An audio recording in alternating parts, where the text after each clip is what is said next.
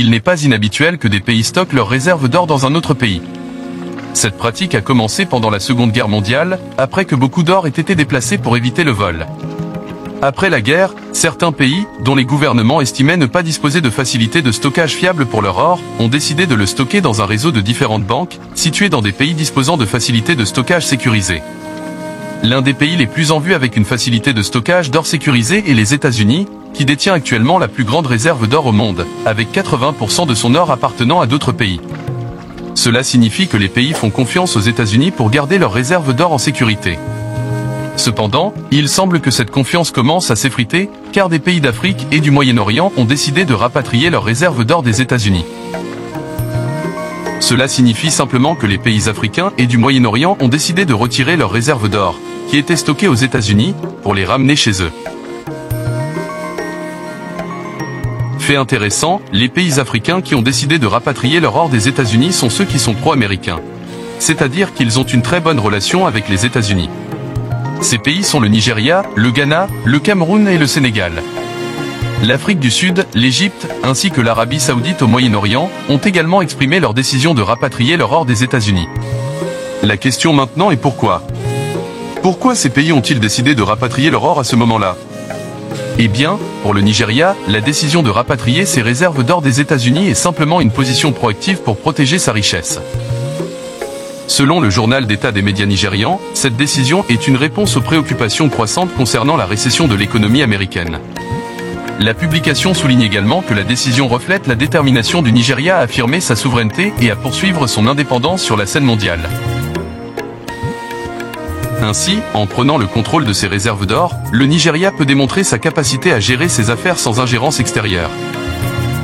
Le Ghana a également donné une raison similaire, avec des experts économiques, affirmant que les actions du Ghana interviennent à un moment crucial, au milieu des incertitudes économiques mondiales croissantes et des préoccupations croissantes, concernant la stabilité du système financier américain. Selon le Dr Joseph Mensah, économiste spécialisé en finance internationale, la décision du Ghana de retirer ses réserves d'or des coffres américains est une mesure prudente pour atténuer les risques et se protéger contre une éventuelle volatilité économique. En d'autres termes, la décision prise par ces pays montre qu'ils ne sont plus sûrs de la stabilité de l'économie américaine, et par conséquent, les États-Unis ne peuvent plus être considérés comme un refuge sûr. Cela n'est pas surprenant étant donné que l'économie américaine se détériore actuellement. L'inflation persistante, les niveaux de dette croissants, et les préoccupations concernant la capacité de la Réserve fédérale à maintenir une politique monétaire stable, ont érodé la confiance dans le dollar américain. Et lorsqu'on ajoute tout cela aux tensions géopolitiques actuelles, et aux incertitudes entourant les relations commerciales, on peut comprendre pourquoi ces pays ont dû prendre cette décision cruciale. Pour les nations africaines et moyen-orientales, la décision de protéger leurs réserves d'or n'est pas seulement une question de prudence économique, mais aussi un impératif stratégique.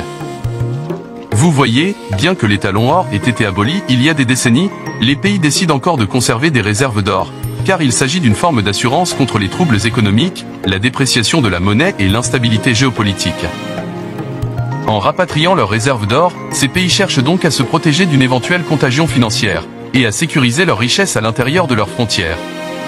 Cependant, au-delà de ces raisons, si vous regardez ce qui se passe dans le monde, vous comprendrez encore mieux la raison sous-jacente de ces décisions. Examinons-les une par une.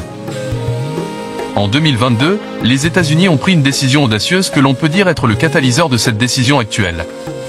Avec leur capacité à sanctionner n'importe quel pays dans le monde, les États-Unis ont sanctionné la Russie, gelant toutes ses réserves en représailles contre l'invasion de l'Ukraine par la Russie. Cette action unique a fait prendre conscience aux pays du monde entier que leurs réserves étrangères aux États-Unis ne sont probablement pas en sécurité. L'idée était que si cela pouvait arriver à la Russie, cela pourrait leur arriver aussi. Et, depuis 2022, les pays qui conservaient habituellement leur or dans les pays occidentaux, y compris les États-Unis, le Royaume-Uni et la France, rapatrient leurs réserves d'or. Donc, ce n'est pas un mouvement qui a commencé en 2024. Selon une étude menée en 2023, depuis les sanctions imposées à la Russie, plus de pays rapatrient leur or. Selon Jonathan Aude, président et PDG de Dakota Gold Corp, vous voyez ce mouvement de l'ouest vers l'est, où historiquement parlant, de nombreux pays occidentaux étaient ceux où l'or était stocké. Et cela change maintenant à cause de ce qui s'est passé avec la Russie et l'Ukraine et les États-Unis imposant des sanctions à la Russie. Il a également ajouté que de nombreux pays disent « D'accord, nous avons vu votre jeu ». Nous ne voulons pas avoir d'or stocké dans d'autres pays, a-t-il ajouté. Nous voulons avoir de l'or stocké dans notre propre pays. Donc, au cas où nous aurions ou ferions quelque chose qui va à l'encontre de votre politique étrangère, nous n'avons pas notre or confisqué. Ainsi, avec cela, vous pouvez comprendre pourquoi ces pays devaient déplacer leur or des États-Unis vers chez eux. Une autre raison possible pour laquelle les pays rapatrient leur or est les BRICS. Actuellement, les BRICS, avec la Chine et la Russie à leur tête, mènent une campagne de dédollarisation et de monde multipolaire. Pour ce faire, la Chine et la Russie poussent les pays, en particulier ceux du Sud global, à s'engager dans le commerce international en utilisant des monnaies locales au lieu du dollar. Récemment, la Chine et la Russie ont signé un accord commercial pour mener 260 milliards de dollars de commerce, sans recourir à un seul dollar américain. Selon l'accord, le contrat commercial sera initié pour régler les paiements en échange de produits achetés entre les deux nations. La Chine et la Russie régleront les paiements en yuan chinois et en roubles russes et non en dollars américains. Selon les rapports, 80% des 260 milliards de dollars de commerce seront réglés en yuan chinois, tandis que les 5% restants seront réglés en roubles russes et en euros. Cependant, en plus de pousser à l'utilisation de devises locales dans le commerce international, au lieu du dollar, les BRICS créent actuellement leur propre monnaie, que les experts disent très probablement être adossée à l'or. Sans surprise, depuis 2023, les membres des BRICS achètent de l'or en grande quantité, sans doute en préparation de quelque chose de grand.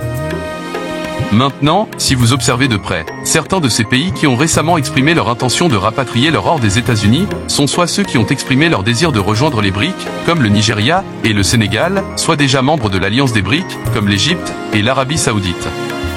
Donc, vous voyez, tout est connecté. Cependant, la question est, ces pays vont-ils récupérer leur or? Eh bien, pour répondre à cette question, examinons un pays qui a essayé de rapatrier son or des États-Unis. Pendant la guerre froide, l'Allemagne a gardé une grande partie de ses 3378 tonnes d'or à New York, Londres et Paris, pour éviter qu'elle ne tombe entre les mains de l'Union soviétique. Cependant, à la suite de la crise financière de 2008 aux États-Unis, et de l'émergence de la crise de la dette de la zone euro en 2012, des appels ont été lancés en Allemagne pour que son or soit audité en 2013. Environ 1136 tonnes de l'or de l'Allemagne sont stockées dans un coffre à 15 mètres sous le niveau de la mer. Cependant, un rapport, divulgué par le Bureau fédéral des audits de l'Allemagne, a révélé que la Federal Reserve Bank de New York refuse même de permettre au personnel allemand de voir l'or. Cela a déclenché des soupçons et des théories, selon lesquelles les États-Unis avaient vendu l'or, l'avaient prêté, ou que le coffre de New York était vide. Ces suspicions ont entraîné des appels et des demandes pour que l'or de l'Allemagne soit renvoyé au pays. Après de nombreux retards et réunions secrètes, les États-Unis ont dit à l'Allemagne qu'il leur faudrait 7 ans pour récupérer leur or. Cependant, en 2017, l'Allemagne a rapporté qu'elle avait réussi à récupérer la moitié de son or des États-Unis. Mais il y a eu des rumeurs selon lesquelles, la raison pour laquelle il a fallu si longtemps à l'Allemagne pour récupérer la moitié de son or, est que les États-Unis avaient probablement vendu les barres d'or de l'Allemagne des années auparavant, et les avaient rapidement rachetés lorsque l'Allemagne a frappé à la porte. Maintenant, que cela soit vrai ou non n'est pas exactement clair, mais ce qui est clair, c'est que les États-Unis feraient tout ce qu'ils peuvent pour ralentir ce processus dans plusieurs États africains. Si cela a pris 4 ans à l'Allemagne pour récupérer la moitié de son or, cela pourrait probablement prendre le double de ce temps, pour que les pays africains récupèrent leur or. Et cela en supposant qu'ils récupèrent l'or. Cependant, tous ces événements indiquent que les États-Unis perdent lentement leur statut de leader mondial. Les pays commencent à perdre confiance en leur système. Même son allié, la France, a déclaré que l'Europe pourrait mourir et doit réduire sa dépendance vis-à-vis des États-Unis. La question est, où seront les États-Unis dans une décennie à partir de maintenant? Seront-ils toujours en position de puissance mondiale ou auront-ils été détrônés? Et, quelle est l'implication pour les pays africains, en particulier ceux qui sont encore pro-américains? Faites-nous part de vos réflexions dans la section des commentaires ci-dessous. N'oubliez pas d'aimer, de vous abonner et de partager cette vidéo. À très bientôt.